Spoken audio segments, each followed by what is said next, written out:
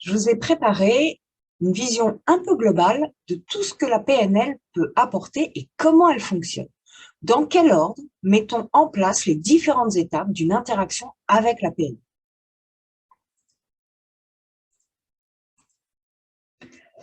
En fait, j'ai intitulé ce dessin « Dessine-moi la PNL ».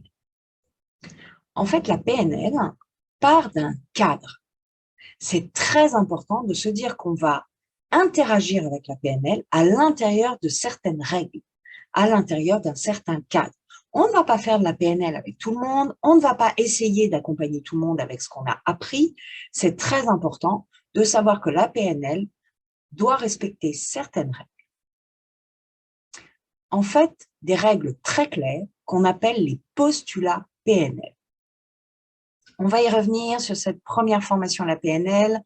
Vous allez apprendre quelques postulats. Sur la partie technicien à la PNL, vous allez en apprendre encore d'autres. Vous aurez même un espace à la fin du technicien pour revisiter tous les postulats et savoir ceux que vous respectez naturellement, parce qu'il y en a plein qu'on respecte naturellement. Ce sont des règles logiques de fonctionnement d'être humain. Et puis peut-être certains postulats où vous vous dites « Ah tiens, cela, ça va être intéressant que je sois vigilant ou vigilante pour pouvoir mieux les respecter ». Donc, évidemment, ces postulats constituent notre cadre. Par exemple, j'aime beaucoup mettre la lumière sur un postulat qui est très important à mes yeux, qui est « l'autre n'a pas de pouvoir sur moi et moi, je n'ai pas de pouvoir sur l'autre ». En fait, j'ai du pouvoir sur moi-même, sur ce que je ressens, sur ce que je pense, sur ce que je fais. Mais l'autre ne peut pas m'obliger à ressentir quelque chose, à penser d'une certaine façon et à me comporter d'une certaine façon. Et pareil dans l'autre sens. Je ne peux pas obliger quelqu'un à ressentir quelque chose, obliger quelqu'un à penser d'une certaine façon et obliger quelqu'un à se comporter d'une certaine façon. Alors évidemment, j'ai des gens qui me disent « Oui, mais quand l'autre m'énerve, c'est bien l'autre qui le fait ». La PNL part du principe qu'en fait, l'autre ne m'énerve pas, je m'énerve avec ce qu'il fait ou avec ce qu'il ne fait pas. Donc, on pourra y revenir, évidemment, ça fera partie des éléments, des fondamentaux assez importants que je n'ai pas le pouvoir sur l'autre et l'autre n'a pas le pouvoir sur moi. C'est une des règles.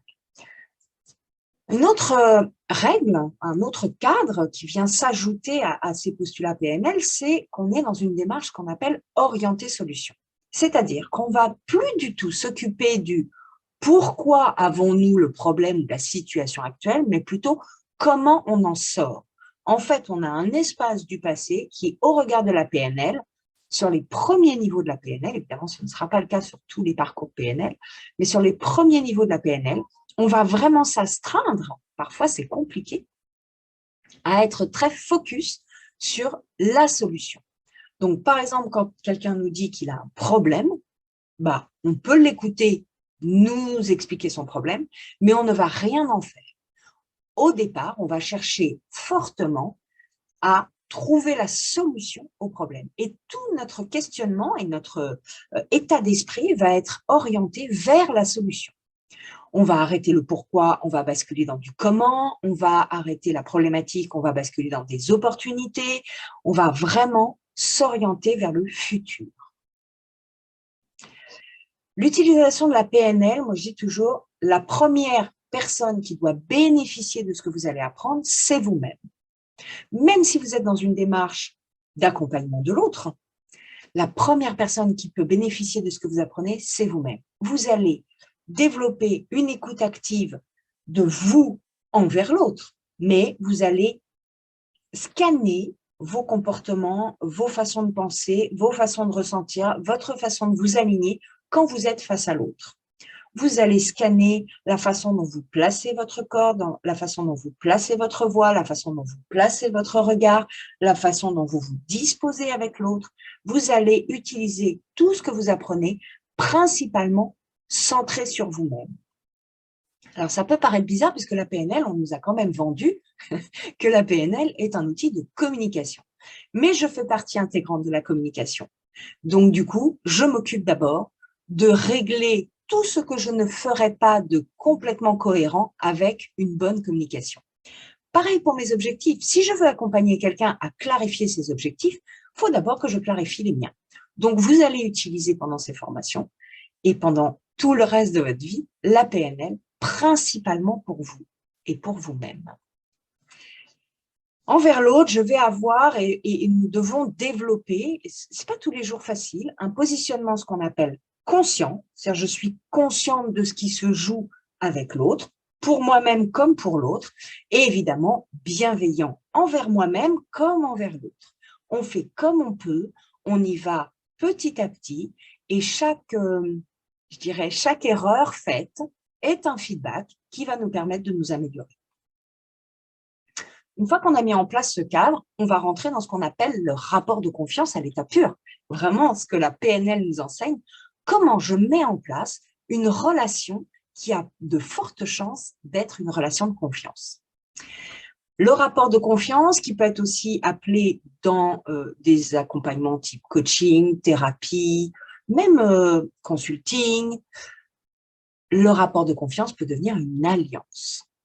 Donc, en fait, on va étudier tout ce qui va participer à la mise en confiance d'une personne dans nos comportements non verbaux et dans nos comportements verbaux. Donc, dans ce qu'on va dire et dans ce qu'on va démontrer avec notre non-verbal. Évidemment, quand on a mis en place ce cadre et cette relation, un des buts de la PNL, c'est de pouvoir partager sur une situation qui pose souci, ce qu'on pourrait appeler un état présent qu'on a envie de modifier. Alors évidemment, état présent est un terme PNL. En français, on appelle ça le problème, la situation actuelle, ce que j'aimerais changer, ce qui ne me convient pas. Enfin, vous voyez, il y a plein d'intitulés. Ce qui est sûr, c'est qu'on va regarder comment ça se passe au présent. Et donc, c'est pour ça qu'en PNL, on appelle ça l'état présent. Et on part du principe que si quelqu'un nous partage un état présent, ça veut dire que ça ne nous convient pas à 100%. Et donc là, on a tout un ensemble de questions qui va nous permettre d'explorer, de bien comprendre ce qui se passe, peut-être de modifier quelques perceptions avec un bout de préparation mentale. On va faire un recadrage conversationnel, qui est un outil fabuleux qui est au niveau du technicien en PNL. On va vraiment explorer ce qui se passe pour la personne à l'état présent. L'idée, c'est que la personne, si elle nous parle d'un état présent, elle a envie d'aller vers un état désiré qui serait dans le futur. Et donc là, à nouveau, on va avoir toute une façon de questionner, de clarifier. C'est là où on a un modèle très, très précis de questionnement, de clarification d'objectifs. On va mettre de la reformulation. Évidemment, la reformulation est un élément très fort en PNL, mais la reformulation est une vraie méthode. On ne reformule pas tout le discours de quelqu'un. On va reformuler certains mots. Ça va nous permettre de vérifier, peut-être même d'améliorer la visualisation pour la personne qui nous en parle. Nous-mêmes, quand on échange avec quelqu'un, de bien visualiser ce que la personne est en train de dire. Et puis, la clarification va permettre d'améliorer l'objectif, l'atteinte à l'objectif, les étapes à mettre en place, et donc vraiment d'avoir en quelques minutes une discussion qui est extrêmement constructive pour démarrer une action. Entre les deux, entre un état présent et un état désiré, on a besoin de ce qu'on appelle un état ressource. L'état ressource, c'est quelque chose qu'on fait tous les jours. Par exemple, quand je suis couchée dans mon lit le matin, j'ouvre les yeux, premier comportement, et puis je fais appel à une ressource qui s'appelle la motivation, l'envie. Ça peut être aussi l'énergie, ça peut être la dynamique. Tout ça sont des ressources qui me permettent de passer de l'état couché à l'état assis sur mon lit. Et mon objectif est d'aller dans ma vie de tous les jours. Donc, en fait, en PNL, on va avoir un questionnement sur l'état présent, un questionnement sur l'état désiré et une identification sur les états ressources, sur qu'est-ce que je dois activer comme qualité, comme état d'esprit, comme visualisation, pour être sûr d'atteindre mon objectif. Et là, il y a deux options. Soit la ressource est disponible. En tous les cas, la personne me dit, bah oui, par exemple, je sais être à plein de moments très, très calme, mais quand je suis avec mes enfants, par exemple, c'est un peu plus compliqué. Mais je sais que fondamentalement, cette ressource, je l'ai en moi. Donc là, on va pouvoir apporter des protocoles d'amélioration et donc, on va augmenter l'accès à la ressource. On peut augmenter la ressource, elle peut être encore plus présente. encore plus accessible, plus facilement accessible. Tout le principe de l'ancrage que vous apprenez aux fondamentaux fait partie des protocoles d'amélioration. Deuxième option, la ressource semble ne pas être accessible. On n'oublie pas que, normalement, nous avons toutes les ressources en nous pour atteindre nos objectifs. Donc, la personne peut nous dire, ou nous-mêmes, on peut avoir la sensation que la confiance, par exemple, l'énergie dans un moment de vie sont plus compliquées, que voire même la confiance, on n'en a pas eu beaucoup, plus jeune, même dernièrement, que les événements de vie que nous traversons, chacun, chacune, nous ont alourdis, nous ont fatigués, et donc on peut avoir par moment la sensation qu'une ressource n'est pas accessible. Évidemment, ça n'est pas vrai dans l'absolu. On a juste perdu le chemin. La ressource est toujours présente, mais on a perdu le chemin et du coup, ça nous fait penser que nous n'avons pas la ressource facile d'accès. Donc là, on va pouvoir appliquer ce qu'on appelle des protocoles de changement. Honnêtement, en PNL, les protocoles, ce sont des petits exercices, des questionnements, on va demander à la personne de s'associer à des moments où la ressource est présente et créer des ancrages, des boutons d'accès, des changements de perception à l'intérieur d'une situation qui a été compliquée pour aller vers un avenir de façon plus outillée, plus armée au sens noble du terme, bien évidemment.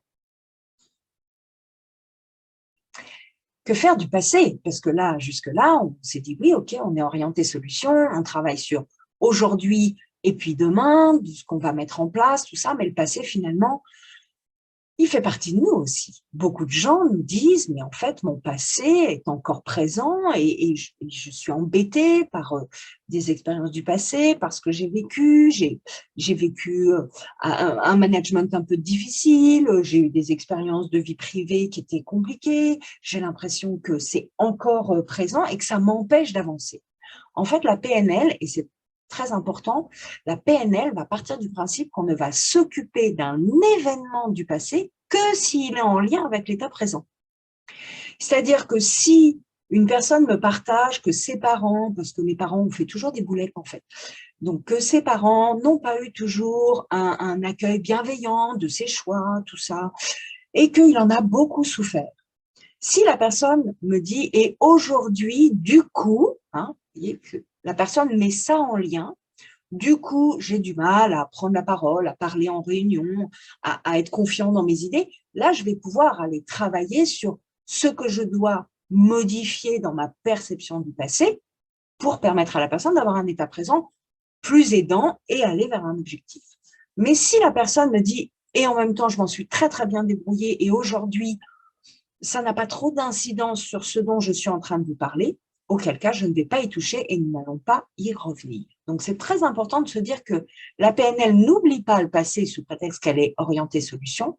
En revanche, la PNL va travailler sur des événements du passé seulement si c'est en lien avec le problème dont la personne est aujourd'hui préoccupée.